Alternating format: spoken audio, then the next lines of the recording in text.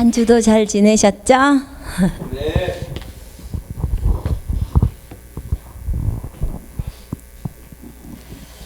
자, 오늘은 우리가 성령의 은사에 대해서 좀 나눌 거예요. 어떤 사람은 좀 생소할 거고 또 어떤 사람은 되게 관심이 많은 분야거든요. 이 분야가. 자, 오늘 본문 볼까요? 고린도전서 12장을 펼쳐보시겠습니다. 오늘은 성경 좀 많이 찾게 될 거예요. 고린도전서 12장.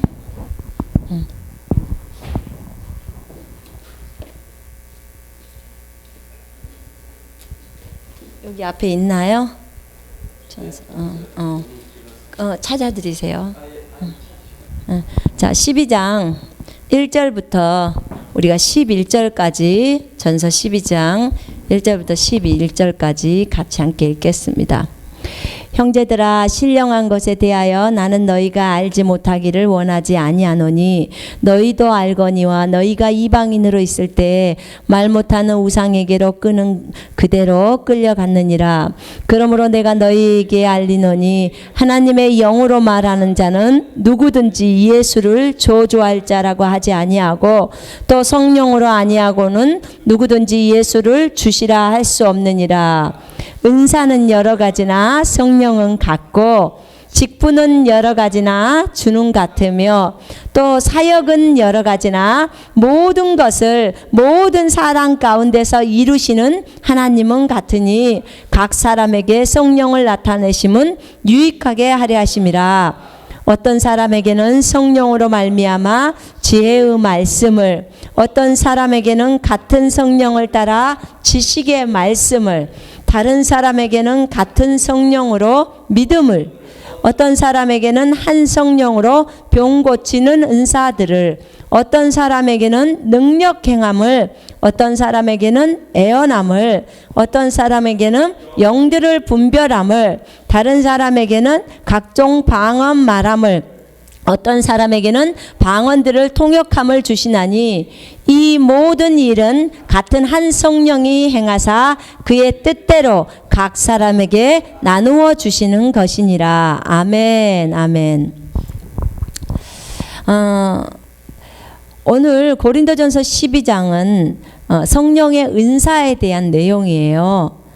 우리가 예수 하나님의 영 성령으로 하지 않고서는 우리가 예수 그리스도를 하나님, 예수님을 주님 이렇게 부를 수 없다는 거예요. 그러니까 성령님이 우리에게 알려주실 때 예수님을 나의 주인, 나의 주님이라고 부르죠. 자, 그러면서 여기서 무엇을 설명하냐면 여러 가지 은사가 있지만 동일하신 성령님이시라는 거예요. 성령님이 그걸 주관하고 있다는 거고, 그 다음에 또 직분도 여러 가지가 있지만 그 직분을 인도하시고 주신 주님은 동일하시다고 얘기하셔요. 그리고 또 여러 가지 사역들이 있죠. 우리가 어린이 사역도 있고 치유 사역도 있고 여러 종류의 사역들이 참 많잖아요. 그런데 그 사역은 여러 가지지만 동일하신 하나님이 이것을 이루고 계신다는 거죠. 자, 7절에 보면 각 사람에게 성령을 나타내심은 유익하게 하려 하심이라. 자, 은사라는 것은요, 은사란 하나님이 그리스도인들에게 나눠주는 선물이에요. 우리가 예수님을 믿게 되면 하늘로부터 한 가지 이상의 은사는 들어와요.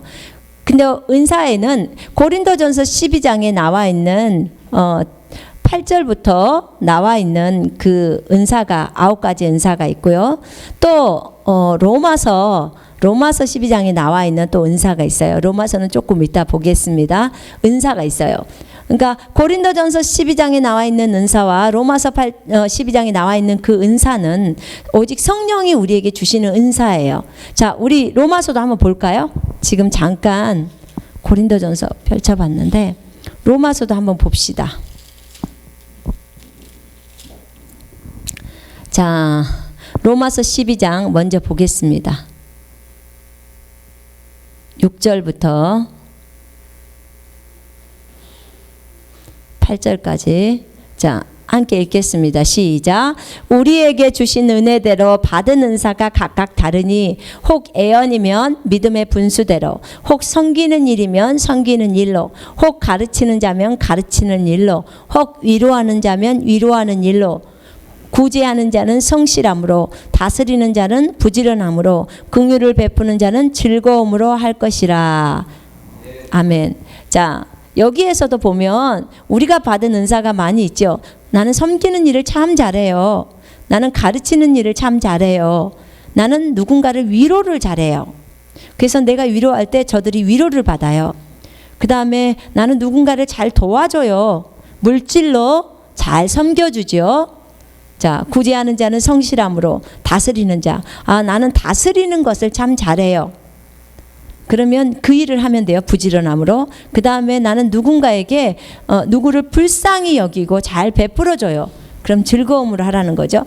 하나님께서 이렇게 우리에게 주시는 은사가 여러 종류가 있어요. 그런데 우리가 구원을 받게 되면 한 가지 이상의 은사는 다 들어와요. 그래서 각자에게 그 은사가 자리 잡고 있고요. 그 은사대로 다른 사람을 섬길 때 유익이 되거든요. 하나님이 그리스도인들에게 나눠주시는 선물이 은사예요. 선물. 은사는 선물이에요. 선물은 공짜예요, 아니에요? 공짜예요. 예, 하나님이 공짜로 우리에게 은사를 주셔요. 공짜로.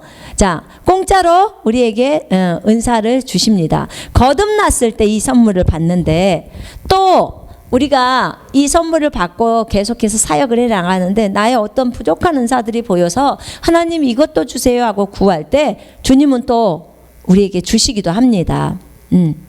자, 그리스도인들은요, 그리스도 안에서 한 몸이 되었어요. 자, 우리가 한 몸이 되었어요. 우리가 예수님과 한 몸이 되었어요. 자, 저를 한번 보세요. 제가 설명해 볼게요. 지금 이게 뭐예요? 머리지요. 머리하고 이 몸통하고 붙어 있나요? 안 붙어 있나요? 붙어 있어요. 목이라는 연결 통로를 통해서 지금 붙어 있잖아요. 근데 만약에 이 머리가 똥강하고 잘렸어. 그러면 사람이 살아요? 죽어요? 죽어요. 그러면 떨어져 있는 거예요. 그죠? 떨어져 있는 거예요. 그것이. 근데 우리가 예수님이 뭐라고 했냐면 나는 너희들의 머리야. 예수님이 머리시고 너희는 나의 몸이야. 이 몸통은 예수님이라는 거예요. 그러면 예수님이 머리고 우리가 몸이면 한 몸이 돼서 붙어 있는 거예요. 그죠? 그럼 우리가 예수님하고 떨어지면 살 수 있어요? 못 살아요? 못 살아요. 우리가 목에 붙어 있지 않으면, 우리가 이 머리에 붙어 있지 않으면 어떻게 살아요? 머리가 없는 몸 봤어요? 지금까지? 한 번도 못 봤지요? 예, 없어요. 그래서 우리는 예수님하고 붙어 있어야 돼요. 나는 포도나무요, 너희는 가지니. 우리가 가지고요, 예수님은 포도나무예요. 포도나무에 가지가 붙어 있어야지만이 이 가지에서 열매가 맺히거든요. 그런데 이 포도나무가 똥강하고 가지가 똥강하고 잘렸어. 그러면 어떻게 해요? 우리는 열매를 맺을 수 없고 우리는 불태우는 그냥 불쏘시개예요. 그거밖에 할 수가 없어요. 그래서 주님은 우리에게 뭐라고 하시냐면, 주님과 교회는 거듭난 사람들의 모임이 교회잖아요. 교회는 우리인데 우리는 그리고 이 몸에서 각 지체 역할을 하는 거예요. 한 몸이 있어요. 여러분 한 몸을 한번 상상해 보세요. 자, 머리는 예수님. 자, 우리는 그의 몸, 예수님의 몸. 자, 그래서 한 몸을 이루었어요. 자, 나는 어떤 역할을 맡았을까? 나는 손가락, 혹시는 손톱, 엄지손가락에 손톱을 맡았어요.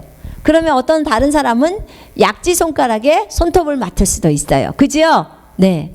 각자가 다 각자의 기능을 가지고 있어요. 우리 그리스도인들이. 근데 우리는 전체적으로 한 몸이 되었어요. 한 몸.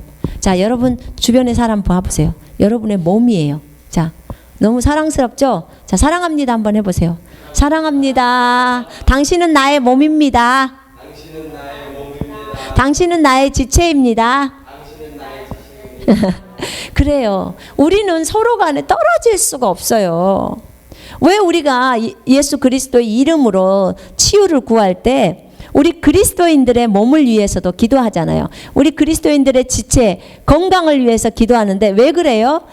우리가 몸에 대한 권리는 누가 갖고 있어요? 자신이 갖고 있죠. 몸에 대한 권리를 자신이 갖고 있는데 그 자신이 가지고 있는데 지금 주변의 사람이 누구라고요? 내 몸이라고. 우리는 한 몸이라고 그랬죠. 한 몸. 주변에 있는 지체들이 서로 형제 자매들이 한 몸 안에 한 사람이 있는데 머리는 예수님이고 우리는 몸에서 각 기능들을 다 하고 있어요. 그렇기 때문에 우리가 저 지체를 위해서 기도할 때 하나님 제 몸입니다. 제 몸이기 때문에 저 지체가 건강해야 합니다. 라고 구할 때 주님이 응답해 주시는 거예요. 한 몸이기 때문에. 자, 그리스도인들은 이렇게 그리스도 안에서 한 몸이 되었고 서로의 지체가 되었기 때문에 이제 서로 섬겨줘야 해요. 자, 저를 한번 봐보세요. 손가락이에요. 손가락이 다쳤어요. 만약에 이 손가락 하나가 다쳤어. 손을 베었어. 저기 하다가 음식하다가. 그럼 칼로 베었을 때 자, 이것도 지체고 이것도 지체예요. 자, 이쪽 손도 지체예요. 그러면 이 손이 다치면 어떻게 해요? 이쪽 손이 연고 갖다가 발라주죠. 그죠? 안 발라줘요? 발라줘요? 발라줘요. 연고로 발라줘요. 그리고 입이라는 지체는 뭐예요? 후 하고 불어줘요. 아프니까. 아우 쓸이 없다. 그리고 아프다고 불어줘요. 지금 지체들이 전부 손가락 하나를 도와주고 있는 거예요. 그죠? 약도 발라주고 아유 아프겠네 이 말도 해주고 위로해주죠. 전부 우리 몸은 하나님이 이렇게 만들어놨어요. 근데 주님이 우리를 비유할 때 너희가 그리스도인, 그리스도 안에서 예수 믿는 사람들은 전부 한 몸이야. 서로 각자의 몸 안에 있는 지체들이야. 그래서 서로가 서로를 도와줘야 돼. 돕지 않으면 살 수가 없게 해놨어요. 그래서 그리스도인을 한 몸으로 만들어 놓은 거예요. 그러나 우리가 서로 도우면서 누구를 바라봐야 돼요? 우리의 머리이신 예수님을 바라보는 거예요. 우리의 머리이신 예수 그리스도가 우리를 도우시거든요. 자, 그러면 서로 지체를 섬겨야 하는데 왜냐하면 서로가 지체인데 서로 각자 다른 기능들을 가지고 있다고 했잖아요. 내가 약지손가락의 손톱이라면 다른 사람은 엄지손가락의 손톱일 수도 있어요. 그죠? 엄지손이 될 수도 있고 그래서 서로가 기능이 다르기 때문에 내가 안 가지고 있는 것을 저 형제가 가지고 있을 수 있어요. 저 형제가 안 가지고 있는 것을 내가 가지고 있을 수 있어요. 은사가 그래서 서로가 다른 거예요. 그래서 서로를 돕게 하시려고 하나님이 그렇게 했어요. 그 은사를 가지고 다른 형제 자매들을 도울 수 있도록 그렇게 만든 거죠. 자, 그러면 거기 12장 거기 7절에 보면 각 사람에게 성령을 나타내심은 성령이 나타났다는 말은 우리에게 주신 은사가 드러났다는 거예요. 드러나서 성령의 나타남을 주심은 유익하게 하려 함이라. 우리를 유익하게 만들려고 그렇게 하셨다고 말씀을 하는 거예요. 이 모든 일은 한 분이신 성령님께서 그분이 원하시는 대로 각 사람에게 나누어 주십니다. 자, 그러면 우리가 지금부터 이제 은사를 볼 거예요. 여기에서 은사를 볼 때 우리가 주님이 원하시는 대로 우리에게 나누어 주시지만 거기 보니까 13장하고 14장의 1절에 보니까 은사를 더 열망하면은 열망한 자에게 은사를 주신다고 하셨어요. 은사를 주신다고 하셨어요. 그렇기 때문에 우리가 은사가 나에게 부족하다 그러면 주님 앞에 더 구하십시오. 구하면 주님이 주십니다. 왜냐하면 은사는 뭐 할 때 쓰는 거냐면요. 우리가 사역을 할 때, 일을 할 때 쓰는 연장이에요. 일꾼에게 연장이 필요해요, 안 필요해요? 필요해요. 엄청 필요하죠. 일꾼에게는 연장이 필요해요. 도구가 필요해요. 아니 내가 지금 일을 하는데 벤치가 필요하는데 벤치가 없어. 그럼 일하기가 여간 성가시잖아요. 그죠? 근데 그 벤치가 정확하게 있어주면 내가 일하기에 너무 좋은 거죠. 그래서 이게 연장이라고 생각하시면 돼요. 그래서 하나님은 우리 모든 사람에게 이런 연장을 주셔서 하나님의 나라를 섬길 수 있게 해주셨어요. 지금 제가 이제 얘기하는 12장에 이제 8절부터 나오는 그 은사는 성령께서 우리에게 주셨어요. 성령님은 하나님이신데 그분이 우리에게 주셔서 초자연적, 그러니까 자연을 초월해서 이렇게 생기게 만드는 거예요. 그래서 이 성령의 초자연적인 은사, 이 은사 먼저 9가지를 이제 말씀드릴 거예요. 초자연적인 은사에 대해서. 자, 거기 보면 첫 번째 8절에 자, 은사가 나타나는 것은 무조건 우리에게 유익을 주기 위함이에요. 유익, 우리한테 유익이 되기 때문에 좌우지간 공짜인 은사는 우리가 다 받아야 돼요. 받을 수만 있다면 정말 다 받아서 사용해야 돼요. 자, 첫 번째는 하나님은 어떤 은사를 우리에게 주셨을까? 각 사람마다 다 다르다 그랬죠. 첫 번째 은사에는 지혜의 말씀이라는 은사가 있어요. 지혜의 말씀. 어떤 사람은 이 지혜의 말씀의 은사라는 이 은사를 받았습니다. 그러면 이 지혜의 말씀 또 지식의 말씀의 은사가 있지요. 이 지혜의 말씀이라는 것은 뭐냐면 하나님 안에 있는 어떤 계획이나 뜻이나 목적이 있을 거 아니에요. 하나님은 온 우주의 창조주시고 우리에 대해서 한 사람 한 사람에 대해서 계획을 갖고 계세요. 앞으로 이 사람이 몇 살에 어떻게 될 것이고 이렇게 진행해 갈 것이고 이 사람은 이렇게 갈 거야 라는 계획을 딱 갖고 계세요. 여러분, 우리 그 자신이 스스로 인생을 산다고 생각하죠. 착각이에요. 우리가 예수님을 알게 되면요, 예수님을 나의 구주와 주님으로 믿게 되면 이제 내가 하나님의 그 계획을 피해가고 하나님을 거부하지 않는 이상은 하나님께서 우리를 인도하시고 이끌어 가셔요. 주님, 나를 이끌어 주세요 하면 주님의 뜻에 따라서 이끌어 가셔요. 가장 완벽한 인도예요. 그게 하나님의 뜻을 따라 가는 거. 왜냐하면 내가 내 인생을 마음대로 살 때는 실수를 많이 하잖아요. 실수를 많이 하고 뺑뺑이 많이 돌아서 다시 원상복귀하고 이러는데 시간이 너무 많이 걸려요. 실패하고. 근데 그 주님께 맡기면 주님이 인도해 가시는데요. 이 지혜의 말씀이라는 이 말씀은 하나님의 뜻과 그 목적 안에 있는 건데 뭐냐면 하나님의 마음 안에 있었던 그것들이 그 마음 안에 있는 거 앞으로 우리에게 일어날 그 일들 미래에 대하여 성령으로 주시는 초자연적인 계시예요. 그러니까 미래에 대한 것들.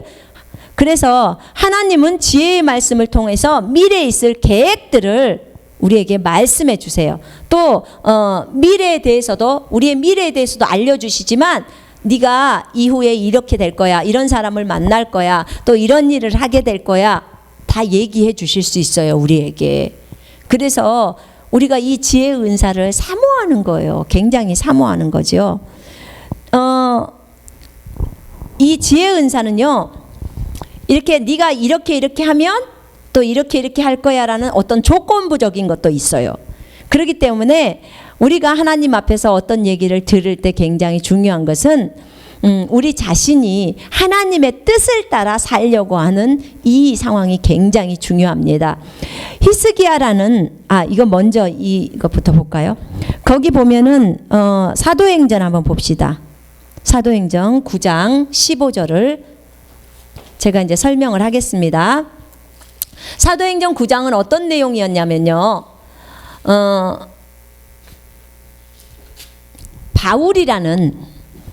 바울이라는 한 사람이 있었어요. 이 사람의 이름이 원래 사울이었는데 이 사람이 그리스도인 예수를 믿는 사람들을 핍박하는 사람이에요.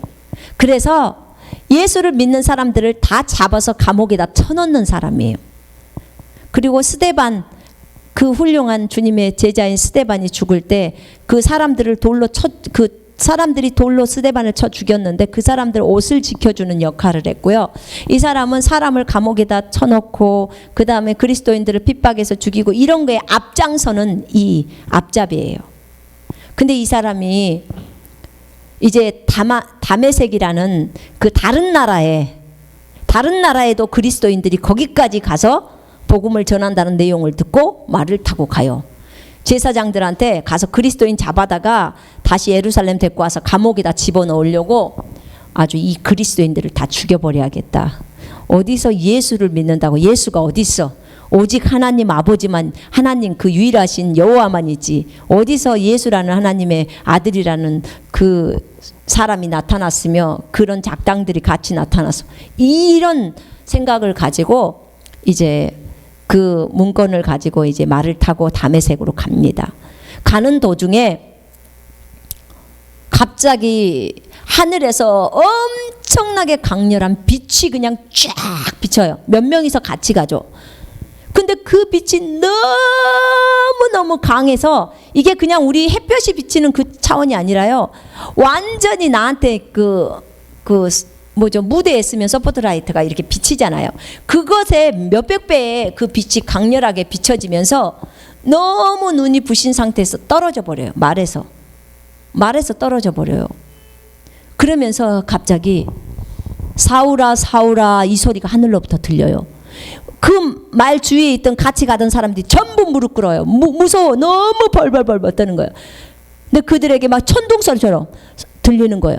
사울아 사울아 어찌하여 네가 나를 박해하느냐, 어찌하여 네가 나를 핍박하냐. 그게 하늘로부터 들려요. 그 소리가 얼마나 무서운지 발발발발 떨면서 주여 누구십니까? 사울이 그래, 주여 누구십니까? 나는 네가 핍박하는 예수다 그래요. 놀래 자빠져 버리는 거예요. 진짜 예수가 주님이라는 걸 거기서 알아버린 거예요. 하늘로부터 들려오는 음성이 주님이, 예수님이 직접 하시는 음성이 들리는 거예요. 네가 내 가시체를 걷어차는 게 너에게 고통이라는 거예요. 이제 여기서 사울은 눈이 멀어버려요. 그리고 이 말이 끝났을 때 그 성읍으로 들어가라고 주님이 말해요. 그래서 이제 그 사람이 눈이 멀어서 갈 수가 없어요. 그러니까 주변에 있는 사람들이 데리고 그 다메섹이라는 성읍으로 들어가요. 그래서 그 어떤 사람, 아는 사람 집에서 3일간을 있을 때 물 한 모금도 안 마셔요. 음식도 안 먹고. 자신이 뭐 했겠어요? 하나님 잘못했어요 하겠죠.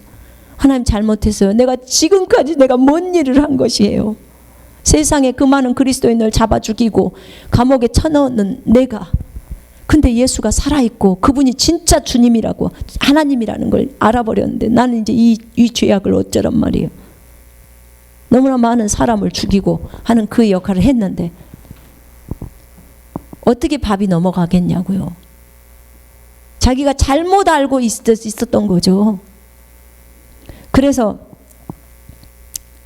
회개하면서 있는데 하나님께서 그 환상을 바울에게 딱 보여줘요.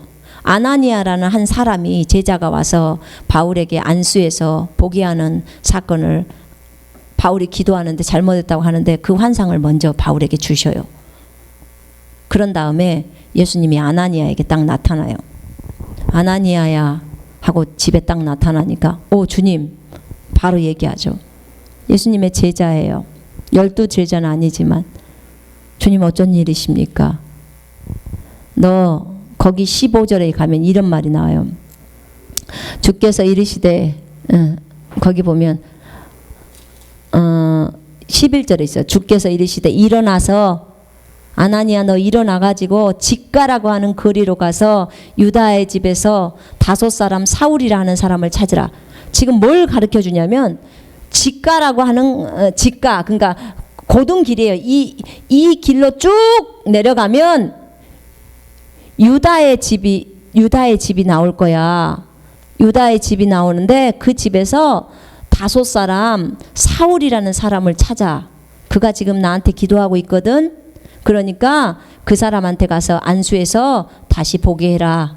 그리고 성령으로 충만케 해라. 그러는 거예요. 그랬더니 주님 안 돼요. 그 사람 내가 듣기에는 너무너무 악한 사람이에요. 그 사람이 지금 얼마나 많은 그리스도인들을 죽이고 우리까지 잡아 죽이려고 지금 온다는 소식을 들었는데 어떻게 그 사람을 살려줘요. 그 사람을 죽여야죠. 그리고 나보고 그 사람한테 가서 안수해서 그 사람 보게 하고 성령 충만 받게 하라고요? 그 얘기를 하는 거예요. 그러니까 그 주님이, 주께서 이르시되 이 사람은 내 이름을 이방인과 임금들과 이스라엘 자손에게 전하기 위해서 택한 나의 그릇이야. 내가 택했어. 그리고 그가 내 이름 때문에 얼마나 고통을 받을 것인지 내가 그에게 알려줄 거야. 그러니까 너는 잔말하지 마. 내가 시키는 대로 가서 안수하고 그를 보게 하거라. 그래서 아나니아가 그대로 그 집에 이제 17절에 들어가죠. 들어가서 형제 사울아, 주곧 네가 오는 길에서 나타나셨던 예수께서 나를 보내어서 너로 다시 보게 하시고 성령으로 충만하게 하신다 하면서 안수하죠. 그럴 때 즉시 사울의 눈에서 비늘 같은 것이 딱 벗겨져요. 그리고 보기 시작해요. 보는 거죠. 그리고는 침례를 받아요. 예수님을 믿고 침례를 받죠. 그리고 음식을 먹고 그날로 바로 그 회당에 들어가서 예수가 하나님의 아들이라는 것을 증거하기 시작해요. 이제 담대하게 증거하기 시작해요. 목숨 걸고 하는 거예요. 왜냐하면 자기가 너무 많은 사람들을 어렵게 했기 때문에. 근데 이때 지금 여기서 뭘 얘기하냐면요, 지혜의 말씀을 얘기하는 거예요. 지금 하나님의 계획을 지금 누구한테 보여줬냐면 아나니아에게 보여줬죠. 그죠? 아나니아라는 제자에게 보여주셨어요. 그래서 아나니아가 지금 뭘 알게 됐어요? 이홀로 가면 고든 길을 알게 됐죠. 유다의 집에 사울이라는 사람이 있다는 것을 전부 주님이 알려주신 거예요. 이게 지혜의 은사가 들어오면요, 지혜의 말씀의 은사가 들어오면 내가 기도할 때요, 하나님께서 이런 것들을 알려주셔요.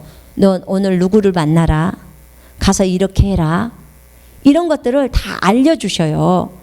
그래서 이 지혜의 말씀이 굉장히 중요해요.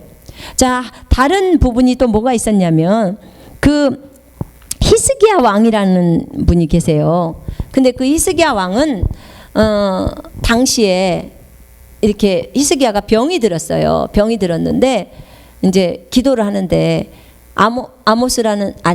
이사야라는 선지자를 이제 보내서 주님이 말해요. 이제 너 살지 못할 거야. 왜냐하면 하나님이 허락하시지 않는 것을 이 히스기야 왕이 적군들에게 전부 다 보여줘 버린 거예요. 자기 궁 안에 있는 모든 비밀을 다 보여줘 버렸어. 정말 어리석은 왕이잖아요. 그죠? 그 부분은 어리석은 거, 그 부분이. 그래서 이제 질병이 걸린 거예요. 질병이 걸리는데 못 산다는 거야. 3일 안에 이제 다 정리해라. 3일 후면 너는 뜬다 이거예요. 너는 이제 죽는다. 정리해라. 그랬더니 이제 히스기야가 굉장히 주님을 사랑했던 왕이라고. 왜냐 악한 것들을 다 쳐내고 우상숭배 다 쳐내버렸던 왕인데 그 부분에 있어서 적군한테 어떻게 자기 비밀들을 궁 안에 있는 모든 것들을 다 보여줘 버리냐고. 근데 이제 그런 거예요. 그래서 이제 자기가 성전으로 들어가면서 하나님 앞에 벽을 향해서 통곡을 해요. 하나님 제발 살려주세요. 내가 잘못했어요. 하나님 제가 했던 것을 한번 기억해 보세요. 구약에서는 이제 자신의 행위를 얘기하죠. 제가 주님 앞에 이 모든 우상을 다 무너뜨리고 다 했던 걸 기억하시고 제발 하나님 나를 불쌍히 여겨주십시오 하면서 막 울어요. 그런데 아까 이사야가 방금 왕한테 3일 후면 당신 죽습니다 하고 걸어 나가는데 이게 이제 들어와서 통곡을 하니까 이 왕이 주님이 들으셨어요. 이사야한테 가서 다시 말해라. 내가 15년 연장해 준다고. 생명을 15년 연장해 준다고. 다시 말해라. 이렇게 말을 한 거예요. 가서 그렇게 말한 거예요. 그래서 이사야가 다시 들어가요. 나왔던 길로 다시 가서 왕이시여 주님이 15년 연장해 준대요. 15년 더 사실 겁니다. 그러면서 자기 종한테 무화과 반죽을 가져오라고 그래요. 무화과로 된 반죽을 가져와서 그 아픈 데다 붙여줘요. 그러니까 그냥 나서요. 그리고 15년을 더 살게 돼요. 이게 무슨 말이냐면 지금 이사야에게 이 사람이 죽는 것에 대해서 얘기했잖아요. 그죠? 3일 후면 죽는 거에 대해서 이게 지혜 은사예요. 근데 이게 조건부잖아요. 지금 뭐냐면 이렇게 죽어도 본인이 주님 앞에 간절히 회개하고 돌이키면 어떻게 해야 된다고요? 살 수 있다는 거예요. 우리도 똑같아요. 어떤 일을 우리가 잘못을 했을 때 하나님 앞에 범죄하면 마음의 문을 열어주기 때문에 마귀가 우리를 정식으로 질병으로 공격할 수 있어요. 범죄했을 때. 그럴 때는 어떻게 해요? 그럴 때는 빨리 하나님 앞에 회개하는 거예요. 뭐 하라고요? 회개하는 거예요. 우리가 잘못을 저질러서 질병이 우리 몸에 왔거나 어떤 위기 상황에 어려움이 처해졌을 때는 빨리 하나님 잘못했어요. 하나님 내 잘못을 주님의 보혈로 용서해 주세요. 그리고 빨리 하나님이 원하시는 길로 가려고 해야 돼요. 그럴 때 마귀가 내어 쫓아질 수 있어요. 응? 우리가 얼마든지 하나님 앞에서, 하나님은요 우리의 24시간을 전부 알고 계시는 분이에요. 하나님의 자녀들이 하나님의 뜻대로 가기를 원하세요. 하나님의 자녀들이 세상의 방식대로, 세상의 방법대로 범죄하면서 사는 것을 하나님은 안 기뻐하셔요. 그래서 우리가 이 지혜의 말씀이 들어왔을 때는 우리가 알 수 있어요. 이 지혜의 말씀은 보통 영적인 꿈이나 환상이나 애언이나 직감이나 음성 같은 것들로 우리에게 알려주실 수 있어요. 지혜의 말씀. 자, 그 다음에 두 번째는 첫 번째 지혜의 말씀을 주실 때 일반적으로 우리를 보호하기 위해서 주님이 미리 알려주시는 것들도 참 많아요. 저도 영적인 꿈을 꾸면 어떤 꿈을 꿔요. 남편에 대해서 꿈을 꾼다든지 아니면 어떤 지체에 대해서, 형제 자매들에 대해서 꿈을 꾸면 제가 그 꿈을 꾸고 나면요, 먼저 새벽이라도 그 꿈을 꿨다 그러면 바로 그 시간에 일어나요. 일어나서 바로 하나님이 이 일이 일어나지 않도록 보호해 주십시오. 돌봐 주십시오. 굉장히 불안합니다. 주님 도와주십시오. 저 지체에게 이런 일이 일어나지 않도록 내가 미리 이 지체를 위해서 중보기도 합니다. 하나님, 이 자동차 사고로부터 보호해 주십시오. 하나님, 일하다가 떨어지는 것으로부터 보호해 주십시오. 이러면서 계속 내 마음에 평강이 들어올 때까지 기도를 하는 거예요. 왜냐하면 주님이 미리 알려주는 거예요. 왜냐하면 사탄이 그 사람을 공격해서 저 사람을 이제 사망으로 데려가려고 하는데 네가 미리 막아라, 기도해라. 이걸 지금 원하시는 거거든요, 주님이. 그래서 하는 거예요. 그래서 이 중보자들은요, 항상 깨어 있어야 돼요. 여러분, 무슨 기도의 제목이 있으면 항상 중보자들한테 알려줘야 돼. 그래서 나를 위해서 기도해 줄 수 있도록. 그리고 본인이 많이 기도해야 되죠. 사실 우리 안에 계신 성령님이 우리 안에 계시기 때문에요, 우리에게 많이 알려주셔요, 그 분야를. 그런데 우리가 사실은 그거에 대해서 무감각한 거예요. 무감각해서 잊어버리거나 그 다음에 알려줘도 잘 모르거나 그러는 거죠. 그래서 미리 보호하는 차원이기 때문에 이것을 환상이나 꿈이나 어떤 애언으로 주시거나 아니면 어떤 직감이 있어요. 저 사람을 봤는데 굉장히 마음에서 불안해. 뭔지는 모르겠지만 불안해서 너무 어떻게 할 수가 없어. 그럴 때는요, 빨리 하나님 앞에 엎드려야 돼. 하나님, 저 사람을 보호해 달라고. 분명히 이 사람은 사고 날 사람이거든요. 아니, 겉에는 지금 멀쩡해, 아무렇지도 않아. 그런데 내 안에 이 영적인 직감에서는 굉장히 불안하단 말이에요. 그럼 빨리 기도해야 돼요. 그거는 반드시 뭔가 일이 터지는 거예요. 이 영이 가르쳐 주는 거예요, 미리. 그래서 이 지혜의 말씀은 그런 은사예요. 그래서 나에게 만약에 어떤 사람을 봤는데 그런 불안함이 오는 것들 있으면 빨리 기도하셔야 됩니다. 두 번째, 지식의 말씀은요, 아까 지혜의 말씀은 미래에 대한 것들을 가르쳐 주는 거예요, 주님이.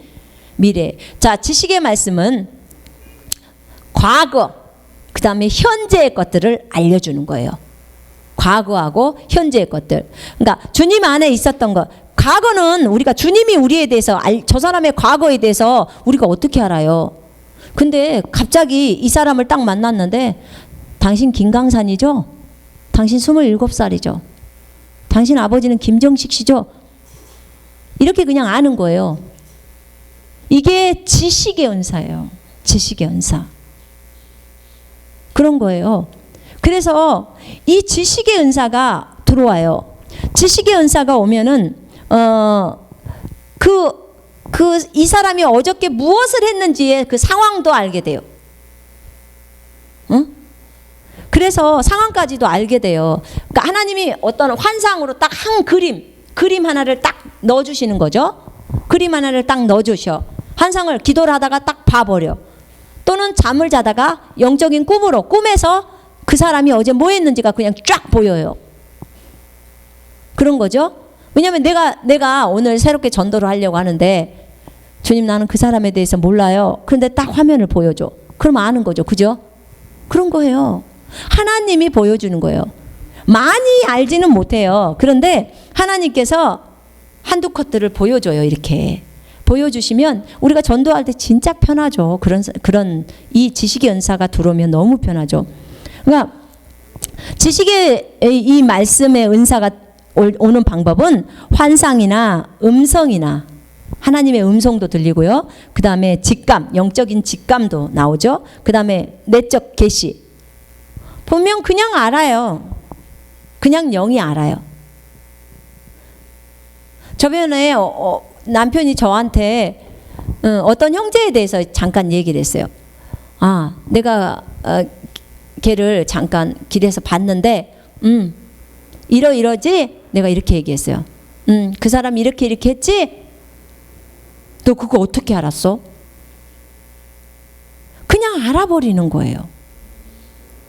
그냥 영적인 직감이에요. 그냥 영이 안다고 할까요? 영이 알려주는 거라고 할까요? 그냥 아는 거예요. 그러니까 아직 말도 꺼내지 않았는데 그냥 알아버리는 거. 그게 지식의 은사가 잠깐 들어오는 거예요. 들어왔을 때 그냥 아는 거예요. 아직 뒷말이 한참 남아있죠. 다른 상황에 대해서 설명하는데 그 상황을 알아버리는 거예요. 그런 거죠. 그래서 이런 지식의 말씀의 은사가 오게 되면 정말 우리에게 유익이 많이 돼요. 정말 전도할 때 유익이 너무 많이 되죠. 또 꿈에서도 알려주시기도 하고요. 이런 경우에는 지식의 은사가 들어온 경우에 뭐가 좋냐면 물건을 잃어버렸을 때 주님 물건 어디 있어요? 하면 어디 있는지 딱 보여주는 거 있잖아요. 예? 그것도 너무 기쁜 거죠. 참 용기를 잃었다가 다시 용기를 얻는 그런 케이스도 많고 힘을 얻는 케이스도 많죠. 주님도 이 은사를 사용하셨어요. 사마리아에 있는 그 여자 있잖아요. 사마리아 여인. 네 남편이 5명 있어. 그런데 그 남편 또 네 남편 아니야. 그들이 그 얘기하는 거 있죠. 사마리아 여인의 죄악을 다 알고 계시는 거예요. 그런 거죠. 그것만 그렇죠. 왜냐하면 보세요. 이것도 있고 열왕기하에 보면 누가 나오냐면 엘리사라는 선지자가 나와요. 엘리사는 자기의 종 게하시가 있었는데요. 나아만이라는 나병 환자, 나병이 문둥병이에요. 문둥병 환자가 엘리사에게 와서 요단강에서 7번 씻어라, 담궈라 하니까 7번 담그고 몸이 딱 나았어요. 그러니까 나아만이 너무 감사해서 막 금과 은과 의복들을 갖고 와서 엘리사한테 주는데 엘리사가 하나도 안 받아요. 안 받아버려. 그리고 이제 그냥 나아만은 가는데 게하시라는 엘리사의 종이 너무 아까운 거야. 나 저거 돈, 금, 은을 좀 받고 싶은데.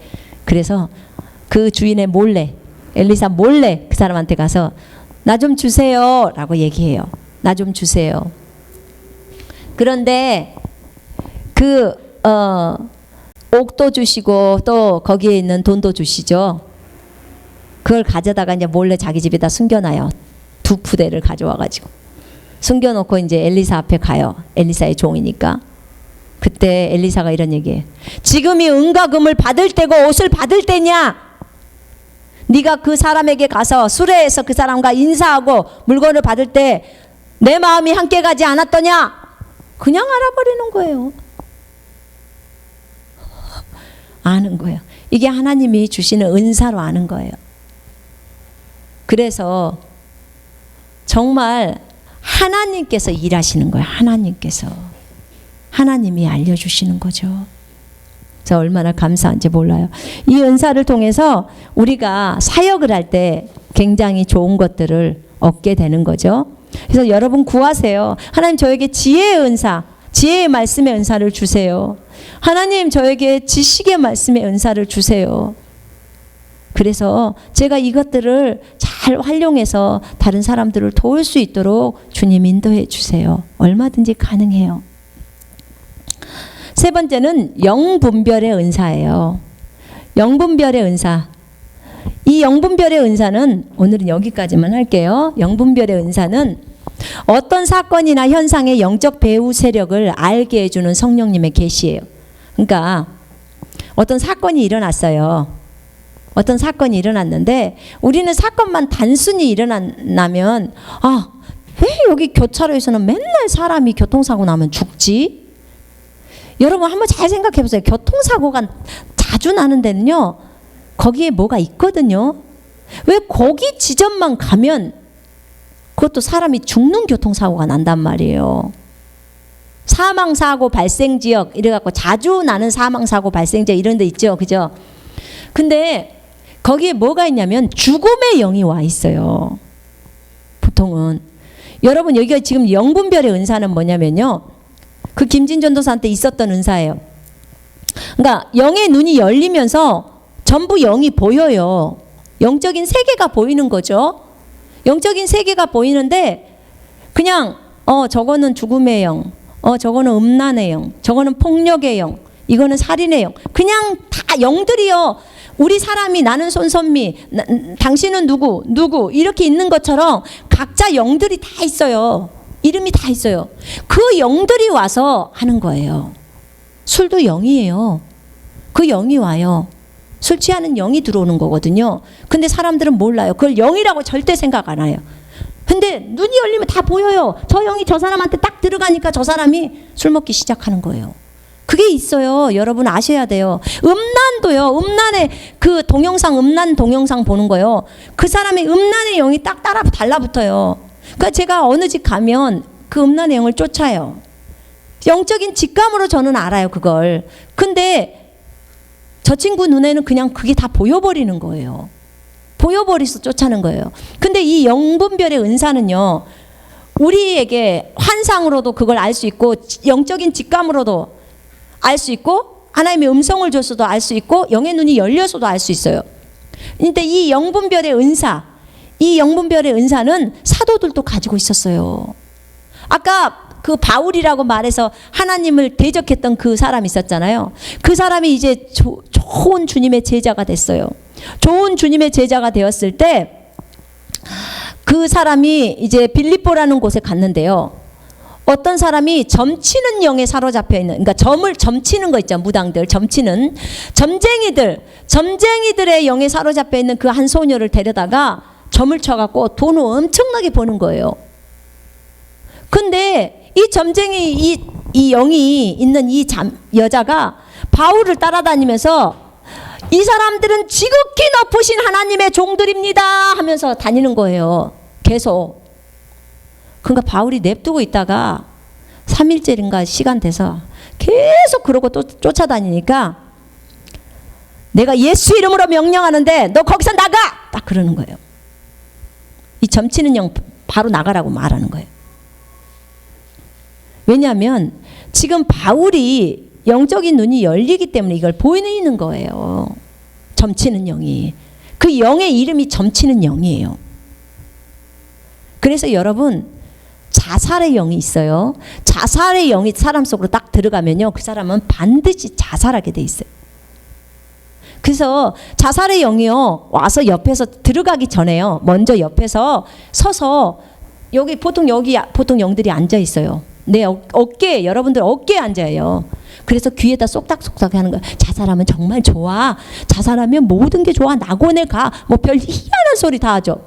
그리고 옆에 있어도 그래 정말 좋아. 같이 얘기해요. 그때 여러분이 예수 이름으로 내가 너를 대적하노니 거절한다. 나가! 라고 얘기해야 돼. 빨리 가! 내 곁에서 떠나가. 라고 하면 가요. 근데 그래 참 좋겠다. 어디 한번 생각해 볼까? 자살 사이트를 한번 찾아볼까? 해서 서로 교통하기 시작하면 이제 자살의 영이 내 속으로 들어가요. 그럼 그 사람 자살한다고. 이게 영들이에요. 영들. 여러분 이 영 분별의 은사가 들어오게 되면 내가 영을 알게 돼요. 그러면 속임당하지 않아.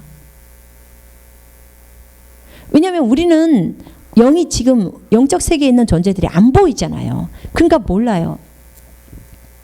그래서 교차로에 항상 그 교차로에서 사망 사건이 잘 난다 그러면 여러분 기도하셔야 돼. 거기 그 교차로에 있는 모든 악한 죽음의 영들 전부 떠나가라고 명령하셔야 돼요. 명령하셔야 돼. 그래서 어떤 목사님이 그 얘기를 하시더라고. 그 목사님이 그곳에 이사를 가게 하셨대요. 근데 그 교차로를 보는데 주님이 그 교차로에 가서 기도를 하라겠대요. 아니 이 교차로에 왜 이 교차로에 가서 기도를 하라고 그러지? 딱 갔는데 사망 사고가 엄청나게 많이 발생하는 지역이라는 거예요. 거기가 저기 붙어져 있는 게 이랬구나. 그리고 이제 기도를 하는 거예요. 그래서 날마다 그곳을 위해서 기도를 했는데 본인이 그곳에서 2년 살 동안에 사망 사건이 한 번도 안 났대요. 그것이 일주일에는 보통 2번 이상은 사망 사건이 나는 곳이래요. 그곳이. 근데 2년 동안 한 번이 안 난 거예요. 사망 사건이. 그래서 하나님께서 알려주신 대로 우리가 그 은사들을 사용했을 때 굉장히 우리에게 도움이 돼요. 여러분 혹여라도 누군가를 안수하러 몸이 아파서 안수하러 갔을 때 이렇게 어떤 검은 물체의 영들을 보게 될 거예요. 제가 중국에 있을 때 어떤 그 형제가 아프다 그래서 제가 그 집을 간 적이 있었어요. 저희 교회를 다니는 사람은 아니었었지만 근데 이제 갔는데 참 뭘 봤냐면 이 형제가 막 이렇게 뚱뚱한 형제란 말이에요. 뚱뚱하고 건강한 형제야. 근데 이제 사업이 실패해서 사업에 대해서 힘든 것이 있었나 봐요. 근데 아니 새벽에 아침 5시인데 주님이 저를 깨우는 거예요. 빨리 걔한테 가라는 거예요. 새벽 5시에. 왜 그래요 주님? 그랬더니 빨리 가서 하나님은 너를 치유하시기를 원하시고 너를 치료하기를 원하시기 때문에 주님께 구하라는 거예요. 치유를. 그렇게 말을 하라는 거예요. 그러니까 주님 그 형제 그거 다 알아요. 그리고 그 형제가 치유를 구할 텐데요. 그랬더니 아니라는 거야. 빨리 가라는 거예요. 그래서 내가 새벽부터 기도하고 그 아내한테 전화해가지고 야, 네 남편 지금 어떠냐? 그러면서 이제 얘기를 했어요. 하나님 자꾸 가서 기도를 하라고 그러는데 걔를 만나서 내가 해야 되겠다. 근데 이제 가봤어요. 그 집에를. 갔는데 이 형제가 몸이 그렇게 뚱뚱한 형제인데 좀 살이 빠졌어. 살이 빠졌는데 가보니까 있는 거예요. 그래서 이제 거실에서 잠깐 얘기를 해서 누구누구 형제야, 너 왜 하나님께서 너를 치유하신다고 하시는데 네가 그것을 구하러 가는데 그것을 안 구하냐? 예수 이름으로 구해라 치유를. 그리고 주님은 너를 치유하시기를 원하신다고 하셨다. 그랬더니 알았대. 근데 왜 주님이 나를 여기를 보냈을까? 너 진짜 그걸 구해야 한다 이랬어요. 근데 이제 형제가 알았다고 자기 방 안으로 들어가서 쉰다고 하길래 방에 들어가서 딱 눕는데 나한테 딱 그 죽음의 영이 보이기 시작하는 거예요. 그 옆에, 그 형제 옆에 있는 죽음의 영이. 오메 이것이 여기 왜 왔대냐? 여기 이게 왜 왔어? 그래서 내가요 한국말로 내가 말하면은 중국말로 하면은 얘가 알아들을까봐 한국말로 나가라고 그랬어요. 이게 어딘 줄 알고 네가 여기를 들어왔어? 아니 이 형제가 죽을 생각을 안 했을 텐데 무슨 죽음의 영이 거기로 올 수 있냐 그 말이. 이 뚱뚱했다고 건강했던 형제인데. 그런데 그러고 나서 쫓아내고 내가 이제 남편하고 나오면서 그 집을 나와서 골목으로 나오면서 여보 세상에 죽음의 영이 와 있어. 아니 무슨 이런 일이 다 있대요냐? 이랬어요. 그 뒷날 아침에 이 자매가 나한테 전화가 왔어. 선생님 우리 남편 숨을 안 쉬어요. 숨이 멈췄다는 거야. 이건 또 뭔 소리냐? 그래서 이제 병원으로 쫓아갔어요. 병원으로 옮겼대. 그래서 이게 어떻게 된 거냐? 그랬더니 글쎄 자기가 허리 아프다 그래서 침대에 좀 누워있어서 허리 아프다 그래서 그 의사를 불렀다는 거예요. 중국은요 이렇게 안마해주는 의사들이 있어요. 중이라 그래서 의사들이 있는데 그 의사를 불렀는데요. 의사가 안마를 등에 어떤 부분들을 눌렀는데 죽어버린 거야.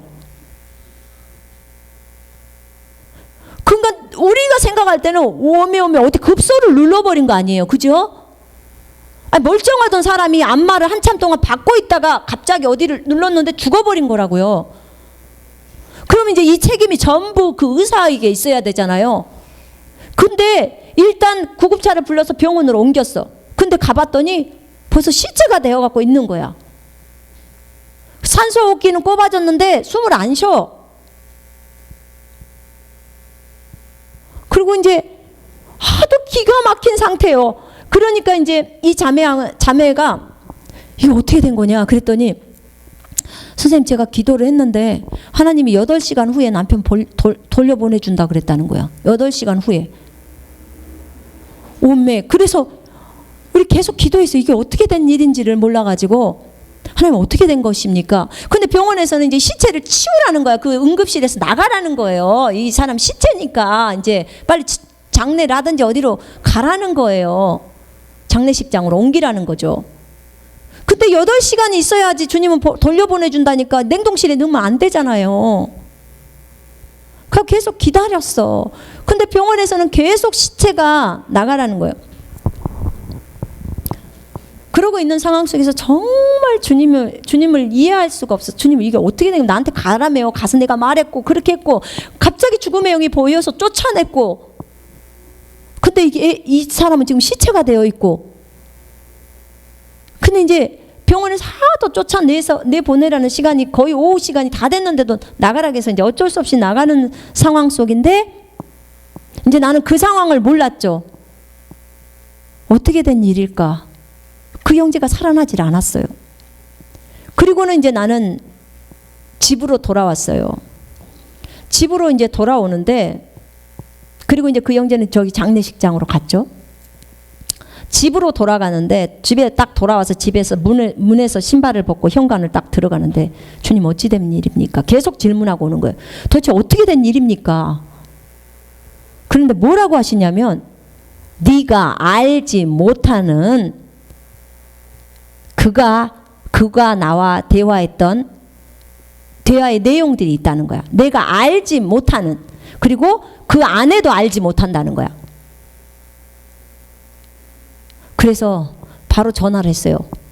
이 아내한테. 야, 나도 모르고 너도 모르는 대화가 형제가 했다는데 그게 뭐냐?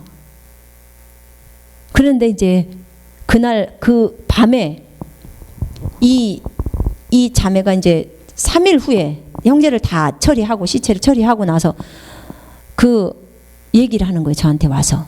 선생님, 제가 통곡할 일을 진짜 들었어요. 그랬더니 뭐냐 그랬더니, 글쎄 우리 어머니한테 제가 그날 선생님 오고 나서 이제 괜찮아져서 나갔는데, 밤에 제가 아기 데리고 산책을 나가는 사이에 일이 벌어졌어요. 무슨 일이 벌어졌냐면, 이 형제가 삶을 딱 포기를 한 거예요.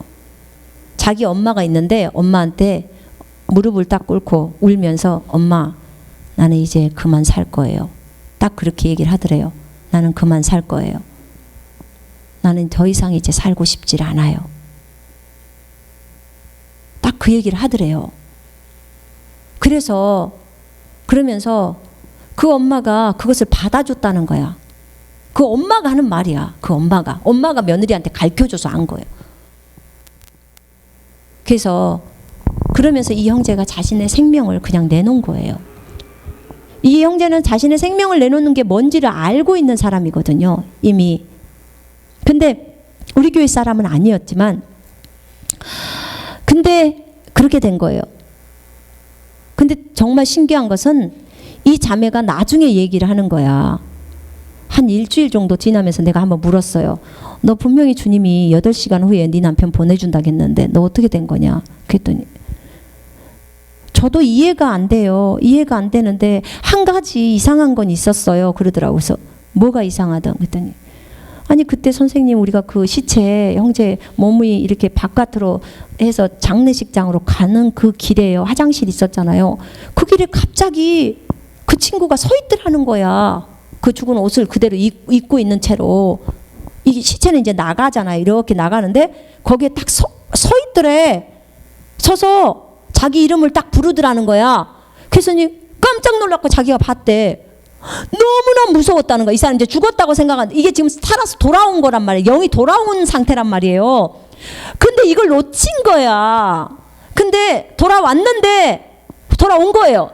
그때 네가 어떻게 했냐? 그랬더니 이름을 딱 자기 이름을 부르길래 그때 너무 무서워. 이 무서움이 생긴 거예요. 너무 무섭다는 생각이 든 거예요. 그래가지고 그 사람이 돌아왔을 때 예수 이름으로 빨리 들어가라고 명령을 해야 돼요. 몸 안으로. 그럴 때는 제가 미리 알려주는 거예요. 몸 안으로 빨리 들어가라고 얘기를 해야 돼요. 그러면 그거 영이 그대로 들어가거든요. 그럼 그 사람 살아난단 말이에요. 근데 그게 무서워서 도망가 버린 거야. 그게 일주일 후에 나한테 말해주는 거예요. 일주일 후에. 정말 아주 어찌할 줄을 모르겠는 거예요. 제가 그걸 보면서. 근데 그래, 하나님은 신실하셨다. 너에게 약속하신 대로 하셨구나. 근데 문제는 네가 그것을 몰랐어. 왜 그때 들어가라고 말하지 않았냐? 아니면 나한테라도 말을 해주지. 내가 그때 아직 안 떠난 상태였으니까. 그럼 내 눈에 안 보여도 내가 명령하면 될 텐데. 근데 결국은 그렇게 시간이 흘렀어요. 그러니까 무슨 말이냐면, 혹시라도 누구를 안수기도를 하러 가거나 질병을 갈 때, 아니면 초상집 가도 좋아요. 보통 장례식장 가면 되게 많아요. 장례식장 가면 진짜 많이 돌아다녀요, 영들이. 근데 우리가 예수 이름으로 내쫓는 거예요. 쫓으면 다 나가거든요. 다 나가요. 그 순간에 나가. 근데 또 다른 사람이 또 불러들일 수 있어. 그럼 또 들어오는 거예요. 그래서 장례식장에 보통 애들 데리고 가지 말라고 얘기하는 거예요. 장례식장에서 보통 이 사람이 불신자야. 예수 안 믿는 사람이 죽었어요. 그럼 그 사람 안에 있던 마귀가 나와요. 마귀는 몸을 원해요. 몸, 살아있는 몸. 그럼 그 사람이 죽어버렸기 때문에 나오는 거예요. 그럼 또 어디론가 들어가야 돼. 그럼 어디로 들어가요? 그 장례식장에서 아주 많이 슬프게 울고 있는 사람 있죠. 보통은 그런 사람한테로 들어가요. 그 다음에 너무 마귀를 두려워하는 사람들, 이런 사람들한테 들어가요. 마귀가. 보통 그러잖아요. 우리 이 사람이 죽을 때 보면 그 굉장히 두려워하는 사람이 있어요. 시체를 보면 두려워하고 막 이런 사람들 있죠. 그런 사람들은 주의해야 돼. 그리고 그래서 장례식장에서 많이 울지 말라 그래요. 감정이 격해져 있으니까. 그럴 때 사단이 딱 틈타고 들어가거든요. 그런 거예요. 그래서 장례식장에서 우리가 예배를 드리고 하나님을 경배할 때는 마귀가 못 오잖아요. 예수의 보혈 앞에는 다 쫓겨나가니까. 이게 필요한 거예요. 장례식장에서 예배를 드리는 것은요, 마귀한테 드리는 게 아니고 하나님 앞에 올리는 거예요. 예배를. 이 예배를. 장례식장에 있는 모든 사람들이 하나님을 경배하라. 이 죽은 사람은, 믿는 사람이 죽었으면 이 사람은 어떻게 돼요? 벌써 하늘나라에 가 있어요. 이 사람 몸뚱아리만 있는 거지. 이건 고기 덩어리라 썩는 거죠. 그런 거예요. 근데 장례식장에서 예배할 때 정말 주의하셔야 될 것은, 이 고인에게 예배하는 게 아니에요. 절대. 그러면 큰일 나요. 고인이 어디 있어? 지금 이미 천국에 있는데. 그 다음에 불신자라면 그 예배를요, 누가 받냐면 마귀가 받아요. 그래서 주의하셔야 돼. 예배는 온전히 하나님을, 장례식장에서 모든 사람 우리 하나님을 높입시다. 예배하는 거예요. 그리고 장례식장의 설교는 어떤 설교해야 돼요? 이 가족들을 위로하는 설교이기도 하지만요, 영혼들에게 복음 전해야 돼요. 당신들 장례식장 왔죠? 사람이 죽는 거 봤죠? 죽음 이후에는 심판이 있다는 것을 알려줘야 돼요. 그러니까 당신 예수 믿어야 한다는 걸 가르쳐줘야 돼요. 안 그러면 당신 지옥이니까. 죽은 사람들, 예수 안 믿고 죽은 사람 즉시 지옥으로 내려가요. 이걸 아셔야 돼. 절대로 장례식장에서 함부로 해서는 안 돼요. 그러니까 불신자가 죽었다, 그곳에 장례식장에 어쩔 수 없이 가야 한다, 그러면 예수 이름으로 딱 가실 때 예수 이름으로 명령하노니 이 안에 있는 모든 더러운 영들 전부 나가라고 명령하세요. 저 무적행으로 다 보내셔야 돼요. 그거는요, 이 영적인 영분별의 은사가 들어온 사람뿐만 아니라 우리 안에는 예수 이름으로 마귀를 쫓아내며라는 능력이 들어와 있어요. 그죠? 믿는 자에게는 그 능력이 있어요. 그렇기 때문에 어디를 가시든지 좀 더럽게 생각이 되시는 곳에는 전부 다 예수 이름으로 더러운 영들을 다 쫓아내야 돼요. 그걸 여러분들이 하셔야 돼요. 아멘.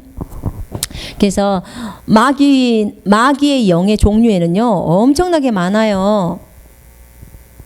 죽음의 영, 음란의 영, 중독의 영, 질병의 영, 폭력의 영, 살인의 영, 게임의 영. 우리 게임하는 것도 전부 마귀가 게임의 영이라는 이 영이 딱 들어가는 거예요. 그래서 딱 타고 들어가는 거예요. 욕하는 영도요, 영이에요. 욕의 영.